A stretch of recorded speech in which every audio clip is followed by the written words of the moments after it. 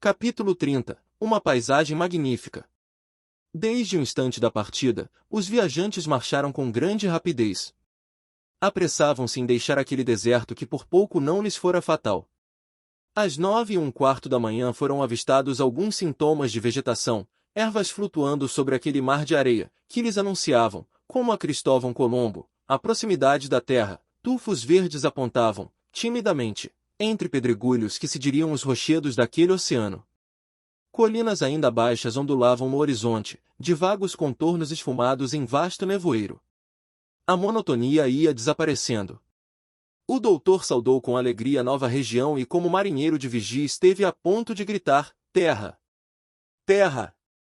Uma hora depois, o continente desdobrava-se a seus olhos, com aspecto ainda selvagem, porém menos árido e nu. Algumas árvores perfilavam-se contra o céu pardacento. Será que estamos em país civilizado? Ponderou Kennedy. Civilizado, Sr. Dick? Duvido. Não vimos gente até agora. Ainda estamos na região dos negros, Dr. Ferguson? Ainda, Joe, até chegarmos à terra dos árabes. Árabes, patrão? Árabes de fato, com camelo e tudo?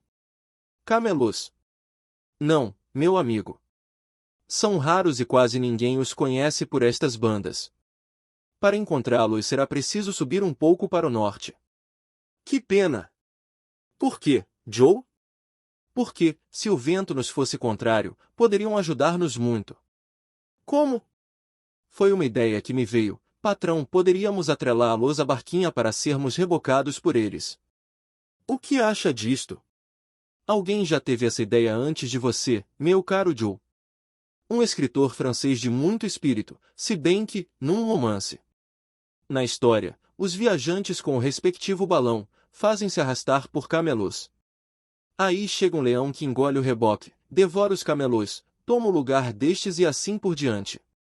Está vendo que tudo isso é fantasia e nada tem a ver com o nosso gênero de locomoção. Joe, um tanto encabulado ao verificar que sua ideia não era inédita, começou a dar tratos à bola para imaginar quem poderia devorar o leão. Como não o conseguisse, pôs-se de novo a observar a região. Um lago, não muito grande, estendia-se diante dele, com um anfiteatro de colinas que não chegavam a merecer o nome de montanhas.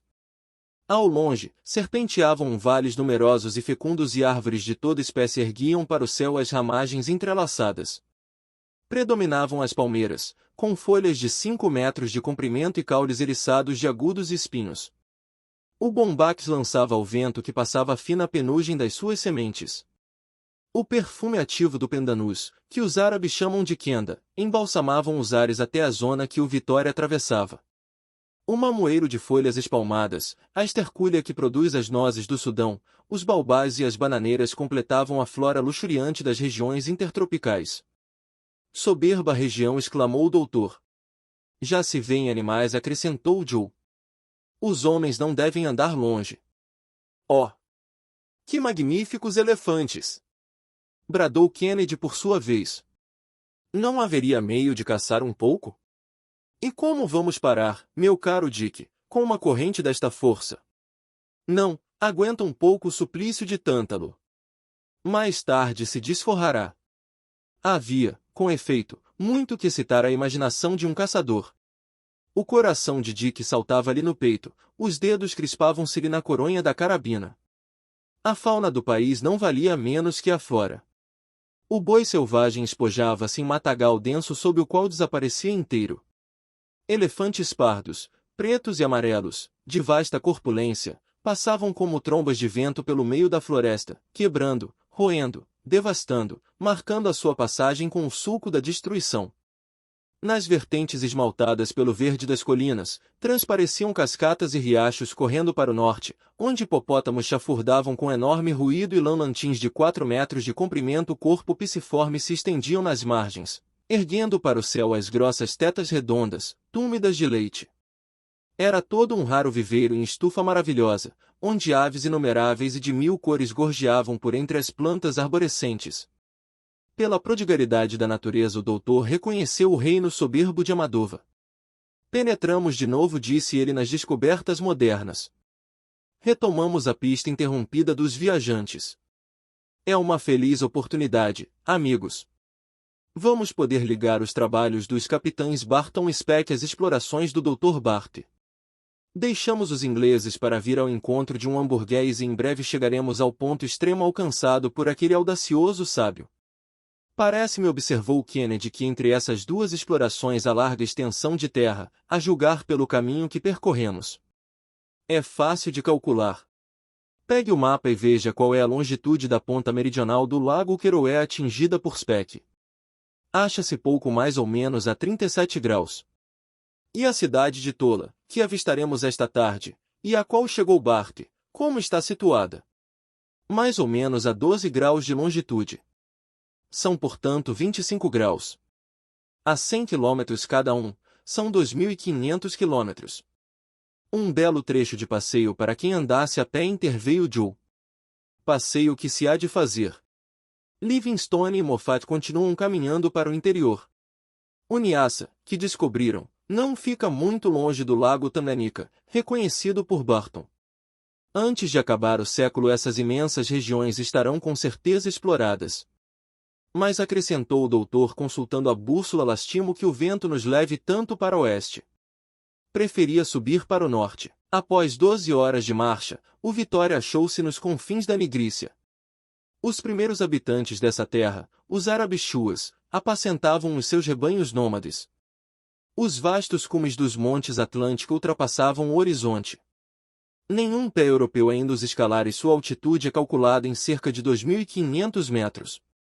A sua vertente ocidental determina o escoamento de todas as águas daquela parte da África para o oceano.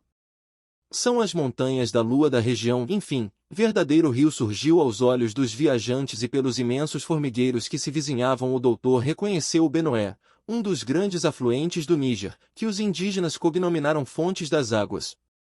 Este rio, explicou o doutor aos companheiros, será um dia o meio de comunicação natural com o interior da Nigrícia. Sob o comando de um dos nossos bravos capitães, a vapor Pleiade já o percorreu de baixo para cima até a aldeia de Lola. Estamos, portanto, em terras conhecidas. Inúmeros escravos trabalham nos campos cultivando sorgo, espécie de milho que constitui a base da alimentação daquele povo. Olhavam todos estupidificados para o Vitória, que passava como a meteoro. À tardinha, pararam os viajantes a 65 quilômetros de Lola, e à sua frente, porém distantes, erguiam-se os dois cones pontiagudos do Monte Mendif. O doutor mandou lançar as âncoras, que se prenderam à copa de uma árvore elevada. Mas, vento muito rijo balançava o Vitória até quase deitá-lo horizontalmente, tornando por vezes a posição da barquinha extremamente perigosa. Ferguson não fechou o olho durante a noite e muitas vezes esteve a ponto de cortar a amarra e fugir diante da tormenta. Por fim, a tempestade acalmou e as oscilações do aeróstato deixaram de ser inquietadoras. No dia seguinte, o vento apresentou-se mais moderado, mas afastou os viajantes da povoação de Tola que, novamente reconstruída pelos fulanas, excitava a curiosidade de Ferguson. Em todo caso não houve remédio senão elevar-se para o norte e mesmo um pouco para leste. Kennedy propôs descida naquele país de caça. Joe pretendia que a necessidade de carne fresca se ia fazendo sentir, mas os costumes selvagens da região, a atitude dos habitantes, alguns tiros de espingardas disparados na direção do Vitória determinaram o doutor a prosseguir viagem. Atravessavam, então, uma terra de chacinas e de incêndios, onde as lutas dos guerreiros são incessantes e nas quais os sultões governam os seus reinos em meio às mais atrozes carnificinas. Aldeias numerosas, muito povoadas, de compridas cabanas, estendiam-se entre férteis pastagens cuja erva espessa era esmaltada de flores violáceas. Cabanas semelhando vastas colmeias abrigavam-se atrás de sebes eriçadas. A despeito dos seus esforços, o doutor marchava para nordeste, para o Monte Mendif, que desaparecia entre nuvens. Os altos picos do sistema separam o Vale do Níger do Vale do Lago Tchad. Pelas 3 horas, o Vitória achava-se diante do Monte Mendif. O doutor, elevando a temperatura a 100 graus, deu ao balão nova força ascensional de perto de 800 quilos, erguendo-o a mais de 3.000 metros. Foi a maior elevação obtida durante a viagem e a temperatura baixou de tal modo que o doutor e seus companheiros tiveram de recorrer às mantas. Ferguson apressou-se em descer, porque o invólucro do aeróstato ameaçava romper-se. Contudo, pôde ainda verificar a origem vulcânica da montanha, cujas crateras extintas não passam de profundos abismos. Grandes aglomerações de excrementos de aves dão aos flancos do Mendifa a aparência de rochas calcárias, havendo ali com que fertilizar as terras de todo o Reino Unido. Às 5 horas, o Vitória, abrigado dos ventos do sul, percorria, suavemente, os declives da montanha, acabando por deter-se em vasta clareira longe de qualquer habitação.